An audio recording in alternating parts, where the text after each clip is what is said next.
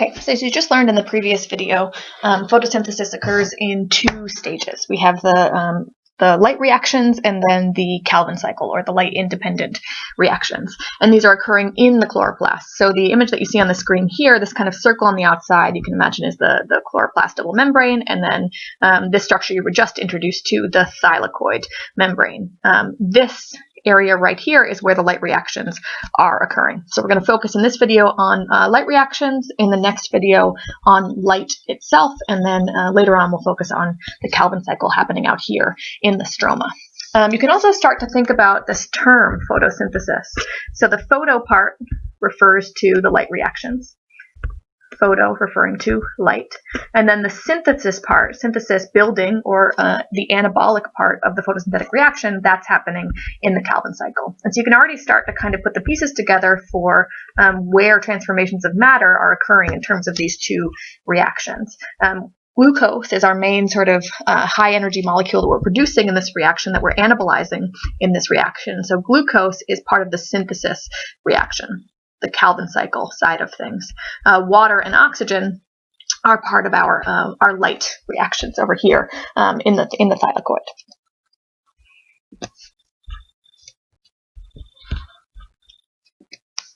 All right, so if you want to think about what goes into the light reaction, this one does require energy in the form of light, photons specifically. We'll talk more about how light carries energy in the next video.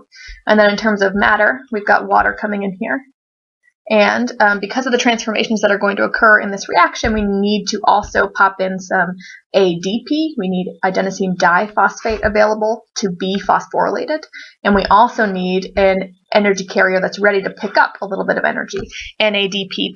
And if you're thinking that that sounds familiar, it's a really similar molecule to NAD+ that you're introduced to in the cellular respiration reactions. So we've got these things going in, and then we have NADPH, a now full energy carrier, coming out.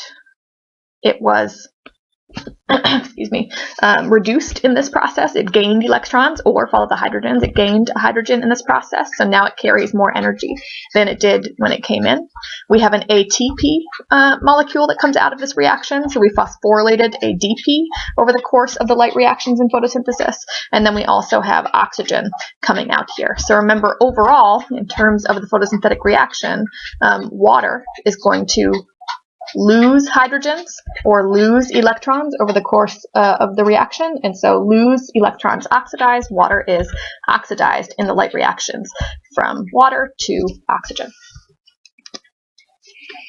And when we talk about the Calvin cycle a little bit later, you're going to notice, just like in cellular respiration, the things that are produced in one reaction are often used in later reactions. So these energy carriers that we produced here in the light reaction are going to be used to help power the Calvin cycle. And oxygen, from the sort of perspective of the plant, is considered a waste product in this reaction. It's not used again later in the Calvin cycle. Plant cell might, of course, use this to help power cellular respiration in its mitochondria, but it's not going to be seen again in photosynthesis. All right, we want to talk about these light reactions in a little bit more detail. Again, we've got our thylakoid represented here by these green discs. We have water coming in. We have light coming in. We have NADP+ and ADP plus some free phosphates coming in. And then we're going to see ATP produced and NADPH produced, both of those being energy carriers carrying energy into the next set of reactions, and oxygen produced as a waste product here, so kind of leaving the reaction. And if we want to get into the details of exactly what's happening in these light reactions, this should look a little bit familiar to you. Not in that you can sort of view all of these different molecules and know exactly what's happening, but it should remind you of something that you've already seen in cellular respiration. And specifically, the hint here is going to be that we're working in a membrane, and that you see these little guys here entering a chain of proteins embedded in that membrane. So this, just like in cellular respiration, is an ETC, an electron transport chain. ETC. And so what we have happening here is water, when it comes in and is reduced, when it loses electrons through the process of reduction, it donates those electrons to the beginning of the electron transport chain, to a protein complex called photosystem 2. And those electrons enter photosystem 2, and then when we have photons hitting this photosystem, when light comes in and provides the energy we need to power the process, it's going to excite those electrons and allow them to start traveling down the electron transport chain. We actually have two sets of photosystems in the light reactions. They are boosted by light twice to kind of give the energy we need to allow for this process to continue to occur. And then over the progress of these electrons moving down the chain, we are pumping hydrogen ions into the thylakoid lumen. So inside of a thylakoid, we call this thylakoid space, we can call it the lumen or thylakoid space. We can also call it the lumen, and we are creating a concentration gradient, just like we did in cellular respiration. So we are creating a concentration gradient. We're filling this space with hydrogen ions, more and more and more and more and more, H+. And if you think about a high hydrogen ion concentration on one side of the membrane and a low hydrogen ion concentration on the other side of the membrane, what direction are they going to want to flow in? Yeah, from high to low. But if you think back to Unit 1, these ions can't move across the membrane on their own because they are fully charged. So they need a pathway to be able to get across, and they're going to use ATP synthase.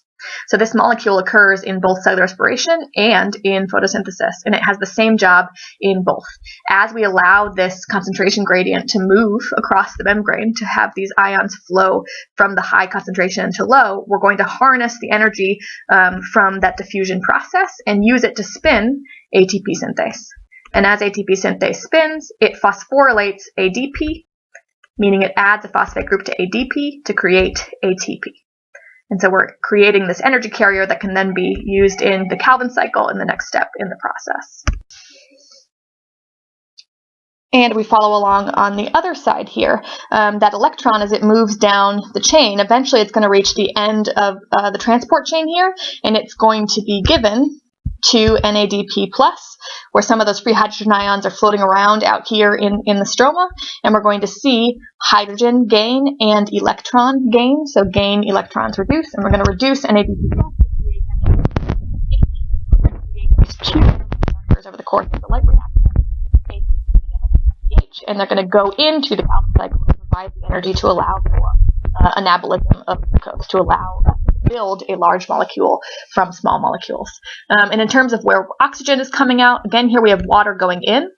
And when water loses its electron, when water loses its oxygen, loses its hydrogen. When it loses its electrons here, it's being oxidized, and we're going to break water basically in half. We're going to pop those hydrogens off that oxygen, and we produce oxygen as a waste product right here, right in the beginning of the electron transport chain.